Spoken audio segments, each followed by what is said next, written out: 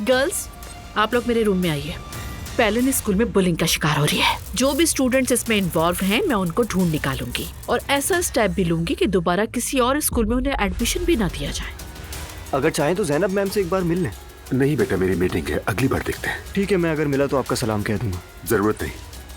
जिलान के बारे में अब मुझे भी कुछ शक होने लगा। तैयार हो जाओ, उस लड़की की असलियत मिलकर सामने लाते हैं।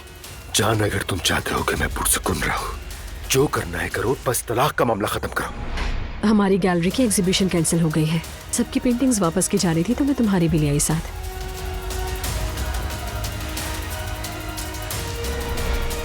मैं आपको अपना आइडियल समझता हूँ अब्दुल्ला साहब, आपको बाबा कहना चाहता हूँ। अब तो हम रिश्तेदार भी हैं, है ना? नहीं। Good evening everyone.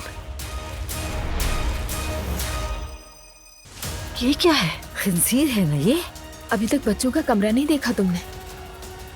ये जो खिंजीर है ये हमारे दीन में हराम है और मेरे माँ बाप दीनदार लोग हैं, उन्हें ये दीवार पे नहीं अच्छा लगा। कभी कोई जानवर, कभी गुनाह, कभी कुछ और, सब मिलकर किसी साइकियाट्रिस्ट को क्यों नहीं दिखा देते? अगर तुम लोगों को दीन की इतनी समझ होती तो क्या ही बात थी। मैं एक लम्हा भी नहीं रह सकती यहाँ।